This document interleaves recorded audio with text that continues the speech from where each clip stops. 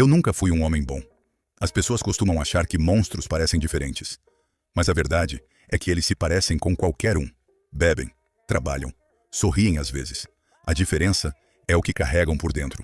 E eu carregava muita coisa. Meu nome é Booker DeWitt, ex-detetive da Pinkerton. Antes disso, soldado.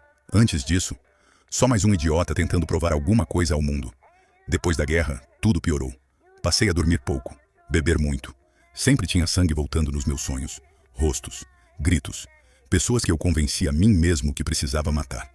Meu apartamento era um lixo, garrafas pelo chão, cheiro de cigarro velho e contas empilhadas na mesa.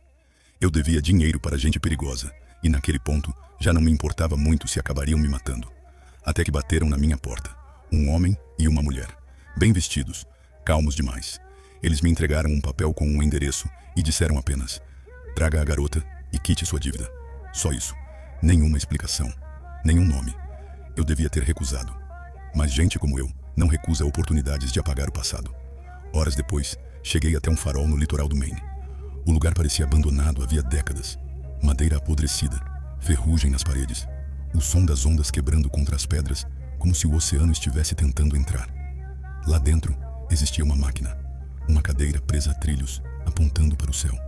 Na parede estava escrito: e o profeta receberá sua cordeira. Eu lembro de rir naquela hora. Achei que fosse alguma seita maluca. Então a máquina foi ativada e tudo começou. A subida foi tão rápida que achei que fosse morrer esmagado. As nuvens atravessavam meu rosto como fumaça, até que eu vi aquilo, a cidade, Colômbia, flutuando acima das nuvens, como se Deus tivesse arrancado um pedaço da terra e colocado no céu. Naquele momento, pela primeira vez em anos, eu senti medo de verdade. Siga para a parte 2. Colômbia parecia perfeita. Esse é o problema. Lugares realmente perigosos nunca parecem perigosos no começo. As ruas eram limpas demais. As pessoas sorriam demais. Crianças cantavam músicas patrióticas, enquanto casais dançavam em praças, suspensas nas nuvens.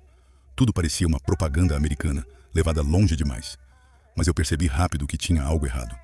As pessoas me olhavam como se já soubessem quem eu era. Em cada esquina, existiam estátuas de Zachary Comstock, o tal profeta, o homem que comandava Colômbia. Eles falavam dele como falariam de Deus, e eu já tinha visto esse tipo de fanatismo antes. Na guerra, homens matavam famílias inteiras, acreditando estar fazendo algo sagrado. O olhar era sempre o mesmo. Comstock tinha aquele olhar. Enquanto procurava a garota, comecei a enxergar o que existia por trás da fachada bonita.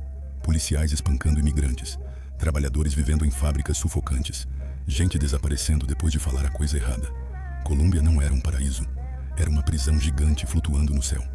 E no topo daquela prisão existia uma torre, Monument Island. Foi lá que encontrei Elizabeth. Ela não parecia alguém perigosa. Na verdade, parecia alguém que nunca teve chance de viver. O quarto dela era cheio de livros, desenhos, músicas e anotações espalhadas pelas paredes. Dava para perceber que ela tentava preencher o vazio de passar a vida inteira sozinha. Quando me viu, ficou assustada, mas curiosa também. Como uma criança vendo o mundo pela primeira vez. Ela fazia perguntas sobre tudo. Como era Paris? Como era andar na rua sem guardas observando? Como era sentir chuva de verdade? E então ela abriu uma fenda no ar. Eu vi Paris, literalmente.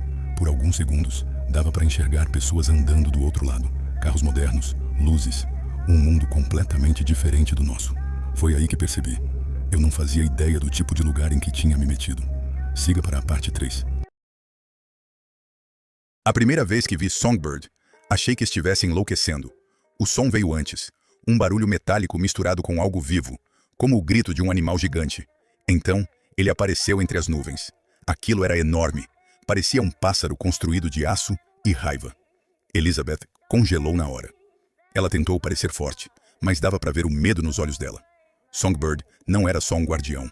Era praticamente a única companhia que ela teve a vida inteira. E talvez fosse isso que mais me incomodava nela. Elizabeth ainda conseguia ser humana depois de tudo. Mesmo presa desde criança, ela ainda conseguia sorrir ao ouvir música. Ficava fascinada vendo pessoas dançando. Parava para olhar vitrines como alguém descobrindo o mundo pela primeira vez. Eu não entendia aquilo.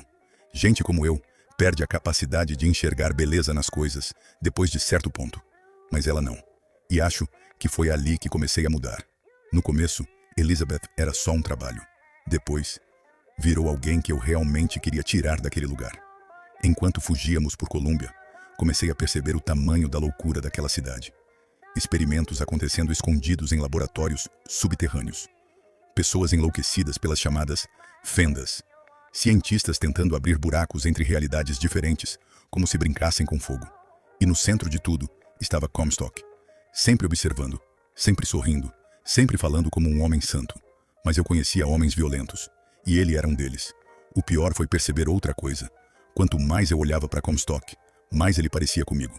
Siga para a parte 4. Elizabeth me levou até o lugar onde tudo começou. O batismo. Chovia forte. O céu parecia escuro demais, como se o próprio mundo soubesse o que estava prestes a acontecer. E então, eu vi dezenas de Elizabeths, versões diferentes dela surgindo ao redor da água. Algumas mais velhas, outras feridas, algumas olhando para mim com tristeza, outras sem expressão nenhuma. Foi ali que finalmente entendi. Não existia só uma Colômbia. Existiam infinitas. Em algumas, Comstock destruiu cidades. Em outras, Elizabeth virou arma.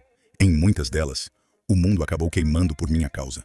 Tudo porque um homem covarde quis fugir da culpa. Eu olhei para Elizabeth pela última vez.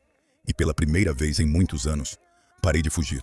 Disse para ela terminar aquilo, antes que eu pudesse virar Comstock outra vez. As mãos delas me seguraram dentro da água. Eu lembro da sensação gelada, da falta de ar, do som da chuva desaparecendo lentamente. E, estranhamente, pela primeira vez na vida, eu senti paz. Dizem que Colômbia nunca existiu.